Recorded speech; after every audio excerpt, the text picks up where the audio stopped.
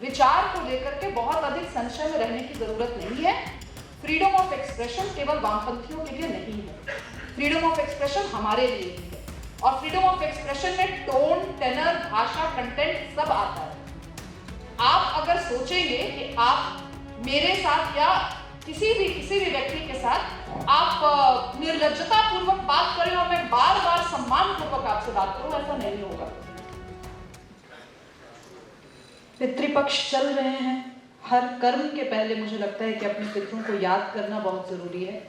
और जब हम आज अहिल्याबाई होलकर जी की धरती से बैठ करके और इस मंच से इतने बड़े यज्ञ का अगर आह्वान हो रहा है, तो मुझे लगता है उनके कंट्रीब्यूशन को याद किए बिना, उनकी स्मृतियों पे एक बार निगाह फिराए बिना मुझे लगता है बात करना उचित नहीं होगा। वो इसलिए ज़रूरी है क्योंकि आपने जो पर्सपेक्टिव मुझसे पूछा कि आप डीयू की छात्रा रही हैं तो आप इस विषय पे क्या सोचती हैं। मुझे दिल्ली विश्वविद्यालय में पूरे अंग्रेजी साहित्य स्नातकोत्तर तक की पढ़ाई की मैंने, अहिल्याबाई होलकर का जिक्र एक बार भी नहीं आया। तो मैं आपको पर्सपेक्टिव दूं इसके पहले, जो मुझे पर्सपेक्टिव नहीं मिला, पहले मैं उस पर बात करना चाहती हूँ। ये हम जितने लोग यहाँ पे बैठे हैं, मुझे लगता है कहीं ना कहीं हम सब सोशल मीडिया के माध्यम से कनेक्टेड हैं। आखिर ऐसा क्या कारण था कि दिल्ली यूनिवर्सिटी के कोर्सेज में एक पर्टिकुलर पर्सपेक्टिव, जिसको हम आज राष्ट्रवादी पर्सपेक्टिव कह रहे हैं, लेकिन मैं कहती हूँ कि वो हमारा स्वधर्म था, वो हमारी अस्मिता थी, वो हमारी पहचान थी, उसको सिलसिलेवार तरीके से मिटाया गया। और बतौर हिंदू समाज हम बिना जागरूक हुए वो पढ़ते गए। मैं यूनिवर्सिटी कॉलेज टॉप करती गई, मुझे खुद भी मालूम नहीं चला कि मैं कितने बड़े षड्यंत्र का शिकार हूँ। तो हम दूसरों पर उंगली उठाए इसके पहले स्वयं पर भी हमें एक बार आत्मचिंतन करने की जरूरत है। अगर मेरा पितरों पर विश्वास है, अगर मेरा पुरखों पर विश्वास है, अगर मुझे लगता है कि मैं कुछ भी कर पा रही हूँ या रहा हूँ, उसके पीछे हमारे वर्षों की परंपरा रही है, हमारे अपने माता पिता और उनके संचित संस्कार रहे हैं, मेरे पूर्व जन्म के कर्म रहे हैं, तो मैं किसी को भी ये जस्टिफाई क्यों करूं।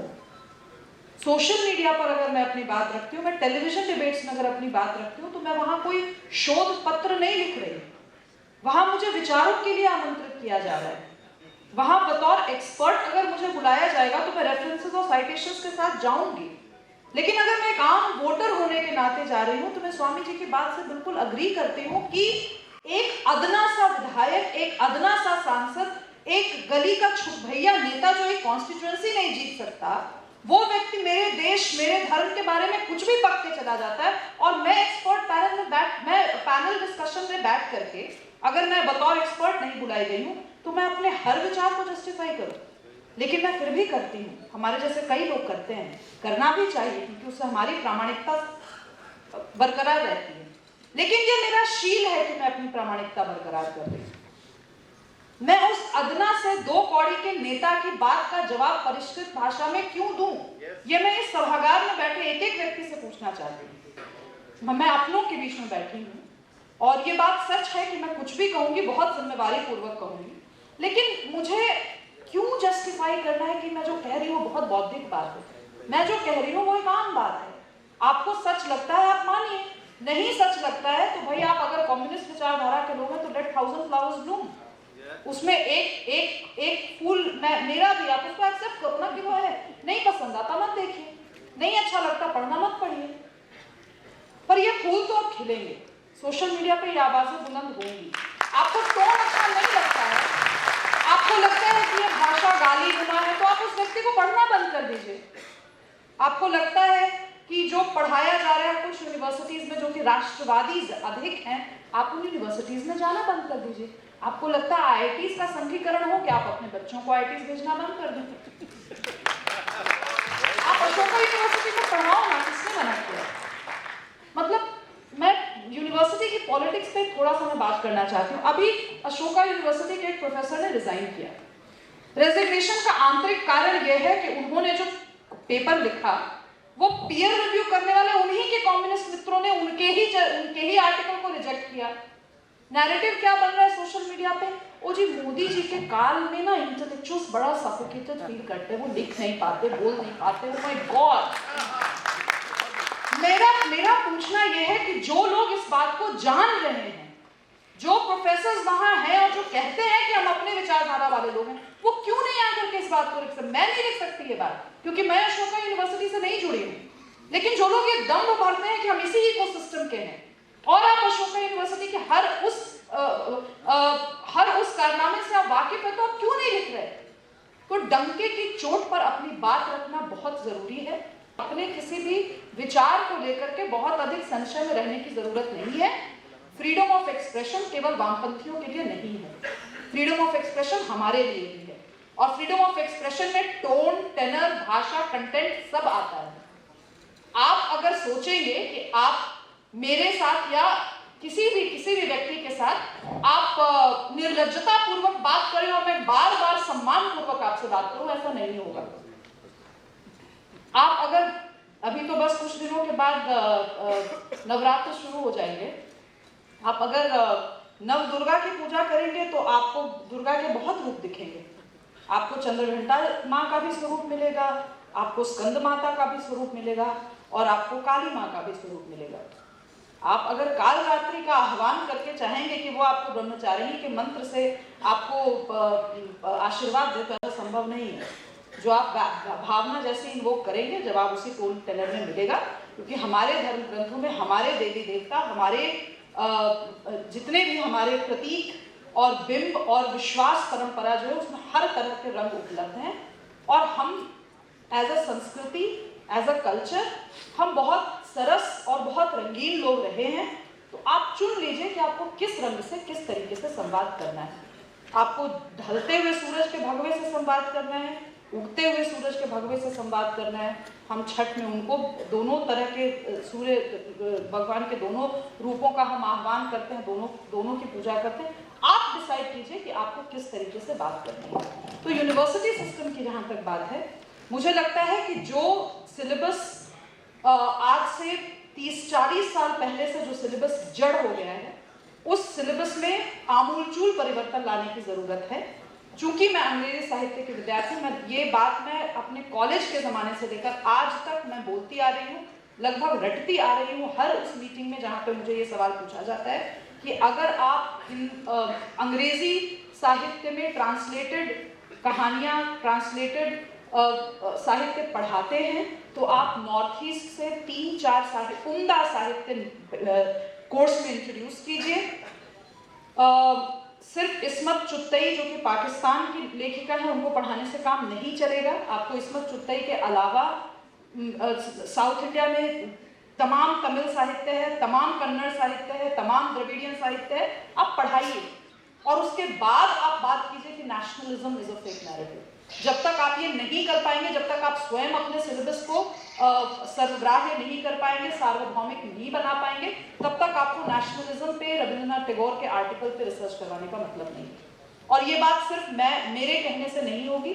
मेरे जैसे जितने एक्स स्टूडेंट्स हैं, चाहे वो DU हो या अंग्रेजी साहित्य के किसी भी संकाय के एक्स स्टूडेंट्स हो, वो सबको बोलना पड़ेगा। जो फैकल्टी है उनको बोलना पड़ेगा, और आपको कहना पड़ेगा कि हम जो सुन रहे हैं, जो पढ़ रहे हैं, तो उसमें परिवर्तन की आवश्यकता है। तो वो पुरजोर स्वर में अपनी अपनी बात बुलंद करके कहेंगे।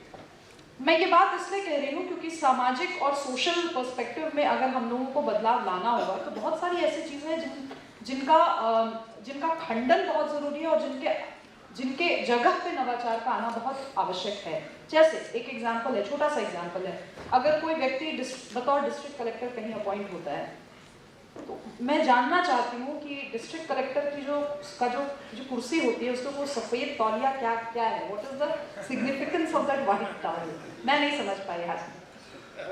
अगर आपको तौलिया लगाना ही है, तो फिर आप अपने अपने प्रदेश के जो भी लोकल हैंडीक्राफ्ट है, उस मटेरियल को लेकर के भी अगर आप लगाते हैं, तो आप भी डिस्ट्रिक्ट कलेक्टर है ना। अगर आप इंदौर में पोस्टेड हैं और माहेश्वर का, या आप अपने ही पर्टिकुलर एरिया के जो वीवर्स हैं उनका अगर आप अपनी कुर्सी पे वो रखेंगे, तो शायद आपकी पहचान उससे ज़्यादा अच्छी होगी। तो ये बहुत छोटे छोटे प्रयोग हैं। अगर हमको अब ये बहुत मोदी जी के उस आह्वान के बाद कि किसी भी समारोह में बुके नहीं बुक दीजिए का जो उन्होंने आह्वान किया, बहुत बहुत प्रचलित भी हुआ, बहुत प्रचलित भी हुई ये चीज़। ये बहुत छोटे छोटे प्रयास हैं, लेकिन कहीं ना कहीं ये उस मानसिकता पे ज़रूर प्रहार करते हैं जिस मानसिकता के तहत बस हम एक ढर्रे पे जो चीज़ें चली आ रही है वो हम करते चले जाते हैं। एक बुके खरीदने में मुझे लगता है 500 से 1500 का खर्च आता है, और 500 से 1500 में अगर हम अपनी ही आइडियोलॉजी के कुछ लोगों की किताब खरीदना चाहें, 4-5 किताबें खरीद सकते हैं। उस माध्यम से हम एनरिच भी करेंगे अपने हर वक्ता को, अपने हर गेस्ट को हम एनरिच भी करेंगे। अगेन वो आप लोकल लेवल पे जो किताबें लिखी जाती हैं जिन पे एक्चुअली ग्राउंड रिसर्च होता है, वो किताबें तो शायद दिल्ली तक पहुंच भी नहीं पाती, वो उस तरीके से उनका प्रचार हो भी नहीं पाता, लेकिन वो बहुत ज़रूरी पुस्तकें होती हैं। मुझे ध्यान है, मैं बिहार से आती हूँ, अभी जब भी मैं बिहार जाती हूँ, लोकगीत, लोक संगीत, लोक जो परंपरा है उस पर जो किताबें वो इतनी दुर्लभ होती जा रही हैं। कुछ एक प्रतियां, 20 या 25 प्रतियां पड़ी होती हैं लाइब्रेरी में जिसमें दीमक लग रही होती है।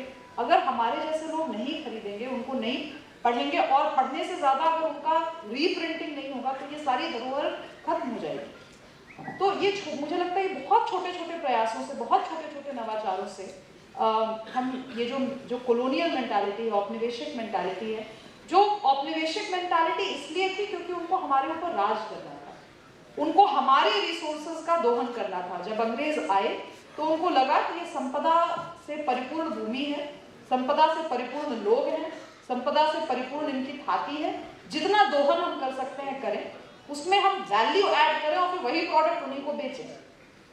लेकिन हमारा, अब जब हम ये सब जान गए, जब हम इस पूरे षड्यंत्र को समझ गए, तो कोई ज़रूरी नहीं है कि अभी भी हम उसी कुचक्र में फंसे रहें। जैसे एक छोटा सा एग्जाम्पल मुझे याद आता है, बिहार में जो लोकगीत होते हैं, अनश्योर हर जगह के लोकगीत होते हैं, और हर जगह बेटी की विदाई के समय बड़े मार्मिक गीत गाए जाते हैं, इन्वोक किया जाता है। उसमें एक गीत है जिसमें जिक्र होता है कि पिता और पुत्री का संवाद हो रहा है, और पुत्री अपने पिता से कह रही है कि बाबू, जब तुम मुझे विदा करना तो मुझे सिंथेटिक की साड़ी या बाहर की जो साड़ी होती है वो मत देना, मुझे अपने हाथ से काते हुए सूत की साड़ी देना। तो ये जाहिर सी बात है कि अगर हम इसको हिस्टोरिकल पर्सपेक्टिव में देखें तो ये स्वदेशी मूवमेंट के आसपास का लोकगीत होगा। हमारी दादी नानियाँ जो स्कूल कभी गई नहीं, जिन्होंने कभी शायद सार्वजनिक जीवन को उस तरीके से देखा नहीं, उनको पता भी नहीं होगा कि स्वदेशी नाम का मूवमेंट गांधी बाबा के निरीक्षण में चल रहा है, इतना बड़ा मूवमेंट चल रहा है। लेकिन हाँ, उनको ये जरूर पता था कि उस महायज्ञ में एक आहुति देनी थी, तो महिलाएं अपने अपने घर से जो भी सिंथेटिक वस्त्र होते थे वो देती थी, और होली जलती थी। तो शायद वो संदर्भ रहा होगा, तो उन्होंने कहा कि आप मुझे ऐसा ही वस्त्र देना, विदेशी अवलन मुझे मत देना। और मैं इसलिए कह रही हूँ कि ये देना क्योंकि ये मेरे उन पुरखों की थाती है जिन्होंने बस अभी कुछ दिन पहले अंग्रेजों के साथ लड़ाई लड़ी है। तो कहने का अर्थ ये है कि हम अगर छोटे छोटे लोकल नैरेटिव पर भी अगर अपना ध्यान केंद्रित कर लें और प्राइड के साथ अपनी उन सभी बातों को देखें, समझें और आत्मसात करने की कोशिश करें, तो अपने आप बहुत सारे नवाचार हम स्वयं समझ पाएंगे।